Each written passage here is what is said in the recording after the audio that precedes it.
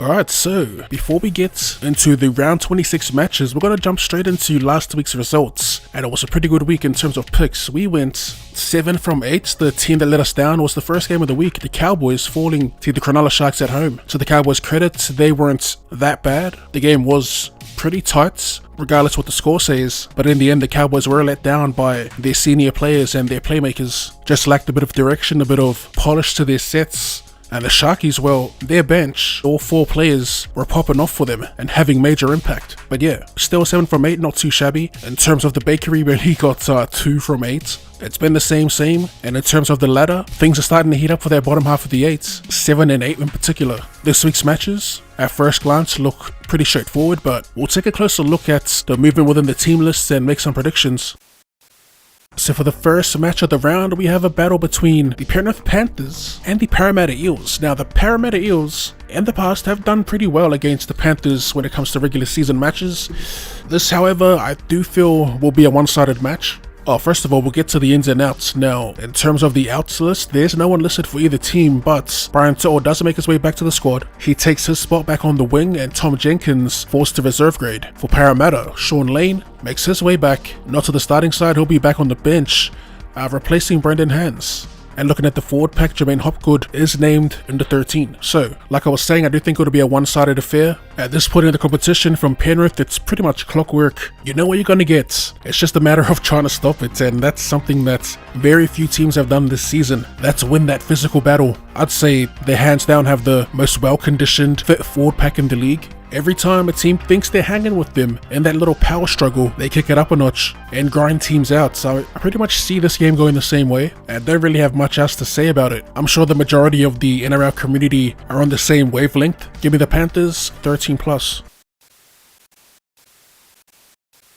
The first of a doubleheader on Friday, we have the New Zealand Warriors hosting the St. George Illawarra Dragons. Now, in terms of ins and outs, there's no one named on the outs list for either team, but for the Warriors, they do have Timaire Martin in reserves. I'm not too sure if he'll feature in the main squad, as Luke Metcalf has somewhat warmed into the 5'8 position, but you never know. And for the Dragons, it's Zach Lomax. He makes his way back into the squad, and I believe it was Max Feagai who was taking a spot in the centers last week, so I believe that's who made way for him. Anyway, my pick for this game, pretty straightforward. I'm taking the Warriors at home. They've had a pretty, we've been saying it for how long now, they've had a pretty good season. And interestingly enough, they haven't quite fizzled out, you know, like we've seen from other teams that had decent runs this year, like the Dolphins for instance. The true difference between these two teams though was that the Warriors have actually defended quite well, or quite consistently, throughout the season. Yes, they've leaked points, not nearly as much as the Dolphins. You could kind of say the same for the Knights, who defensively have been solid in moments throughout the season as well. And look how they're going. In terms of streaks, I believe the Warriors are looking for their 7th in a row. My point is, they are hot right now. And like the Newcastle Knights, I'm going to ride the Warriors and their momentum. And I'm going to tip them to get another big win against the St. George Illawarra Dragons, who they did pump earlier in the season. I say earlier, but it was like a month and a half ago. They beat them 48 points to 18. So yeah, I'm locking in the Warriors, 13+. Headlining our Friday night, we have a Queensland derby between the Dolphins and the Cowboys, this being played at Suncorp Stadium. In terms of ins and outs, starting with the Dolphins, Hamiso Tabuai-Fidow makes his way back. He jumps to fullback, Cody Nukorima jumps into the 5'8 position, and young gun Ais Katoa drops to Rezzies. They also welcome back a couple of back rowers in Lemuelu and veteran Kenny Bromwich. So Lemuelu back on an edge, Bromwich to lock, and Ewan Aiken and Ese drop to the bench. For the Cowboys, one change, Hilium Luki will be starting for the injured Jeremiah Nanai, and that empty spot on the bench will be taken up by Kulikefu Finefuiaki. There's also a shift to the back line. Taulangi moves out to the wing, and Zach Leibat will be playing at center.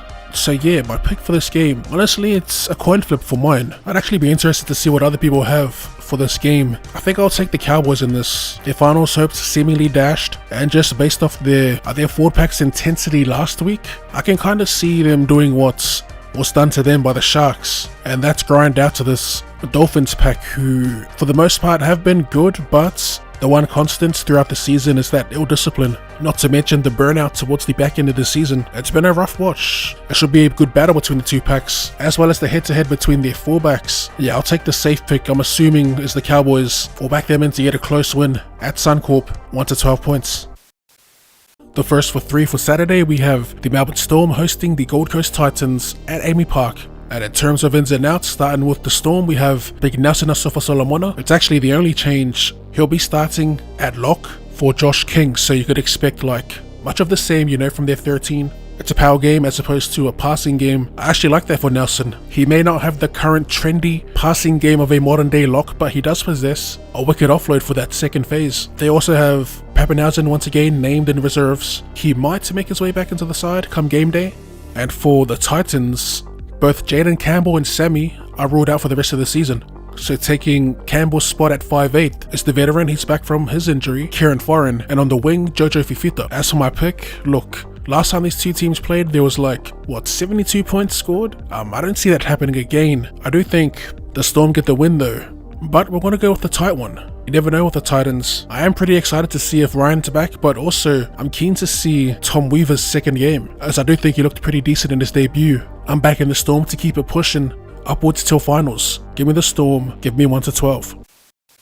Your 5:30 game for Saturday, we have the Sydney Roosters hosting the West Tigers. An interesting game this. First of all, let's take a look at the ins and outs. For the Roosters, it's the return of Sam Walker, who jumps straight back into halfback. Drew Hutchison drops to 18th man. Also, they're missing James Tedesco, so of course Joey Manu will be starting at fullback, and Corey Allen to centre. They also welcome back veteran Jared Waerea-Hargreaves, with Fletcher Baker moving to the bench. And for the Tigers, a little bit of a shift here. Uppy goes from 7 to 9, and jumping into the 7 jersey is Will Smith.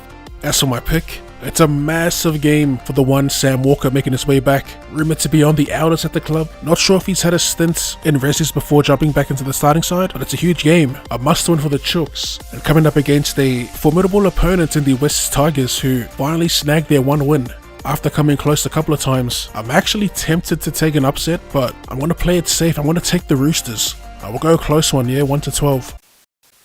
And in the final match for Saturday, we have the Canberra Raiders hosting the Brisbane Broncos. This is a rematch. Before we get to our thoughts, let's go ahead and take a look at the ins and outs. So starting with the Raiders, nothing doing actually. There's no one on the outs list, but they do have Whiten and Chris named in reserves. As for the Broncos, there is a huge blow to the Broncos, and that's in the form of Adam Reynolds. Jock Madden replaces him, and they also welcome back Corey Oates, who will be playing his 200th NRL game. He's back on the wing, and Dean Mariner drops out. As for my pick, now, the last time these two played, I did think that the Broncos would pump them. The Broncos were full strength as well, but it was in fact the Raiders who came out on top, and they dominated through the middle, which is surprising because they did have, like I said, a full strength side with Payne Haas. This time around though, I do think the Broncos can get the win. They were a little overzealous in attack last time, some would say overconfident in chancing their arm, and ended up making plenty of errors as well as giving more penalties away. But yeah, I actually do think that those habits have been changed, and I'm expecting a more tempered attack.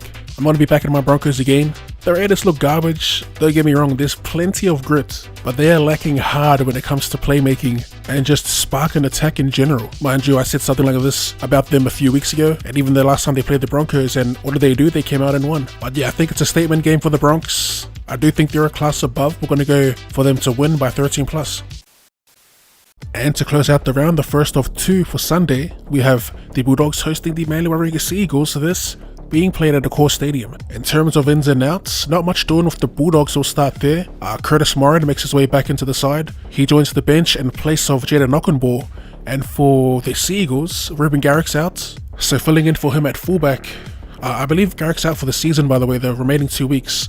And taking the spots is Dolu Gola. They also welcome back Brad Parker, who will be taking Gola's spot in the centers. Also making his return from a concussion, Ben Trebojevic, he jumps back into the starting side. Kama Tuilangi drops to the bench, and Josh Schuster gets pushed out to 18th man. Can I get a yikes? And lastly, what I'm most excited for in this game in general is the debut of Gordon Chan Kum Tong. He was pretty exciting during the trials for Manly, and I've been waiting for him to get a run, and it's finally time. Round 26. As for my pick in this, I'm looking at the teams on paper. I low-key want to back the Bulldogs to get an upset, but that forward pack of Manly's actually looks pretty decent on paper at least. The bench head-to-head looks pretty even to me. They still got Tavita Pangai Jr. of throwing your parents under the bus fame in the 17. Yeah, proper coin toss for mine. I think they'll get up for their home fans, the Bulldogs, or take them in a tight one, 1 to 12 points. To put a cap on round 26, we have an absolute banger. between the red hot Newcastle Knights back at home playing against Nico Hines and his Cronulla Sharks. I'm actually proper gassed for this game. In terms of ins and outs, we'll start with the Knights here. There's only one. Jackson Hastings makes his way back into the side with Clune dropping out. And for the Sharks, it's a none. We love that. So yeah, the Knights looking for their 8th win in a row. We backed them to pump the Bunnies last week, and they didn't disappoint. You know, as a unit, they've been pretty solid. And I'll be the first to admit, earlier on in the season, I did think they're pretty garbage. I mean, the results said that, right? But I'd also said that I thought that the Think group in charge of recruitment and that did a poor job of putting players around Ponga, which by now you can see I was pretty wrong about. They've actually been super impressive, as have the Sharkies these last 3 weeks. They're on a 3-game win streak, and heading into this, their previous meetings against the Knights, they've actually pumped the Knights. A couple of months ago, 26-6, and last year is pretty irrelevant. As for my pick in this, it's a tough one. We do like to ride the wave, the momentum wave if you will. Both these teams though, they're on a bit of a hot streak. Just looking at the teams side by side, it's pretty even. I think where the Sharks have the upper hand would be on the bench. As Cronulla's bench last week, man, they were so impactful. But yeah, enough blabbering on. My pick for this game, I've been riding the Knights as of late, and we're going to stay on the Knights in this one. Back at a packed McDonald Jones, we'll back them to get their 8th win in a row. I'm on the Knights, 1-12. So in conclusion, the teams we're taking this week: the Panthers 13+, the Warriors 13+, the Cowboys 1-12, the Storm 1-12, the Roosters 1-12, the Broncos 13+, the Bulldogs 1-12, and the Knights 1-12. As per usual, there'll be a list of OddSquad Bakery aka try scorers, and if you have any tips and suggestions of your own, let us know in the comment section down below. If you enjoyed the video, be sure to run straight at that like button, and for more rugby league related content, or more content in general, go ahead and sub to the channel. Thanks for tuning in, and I'll see you later.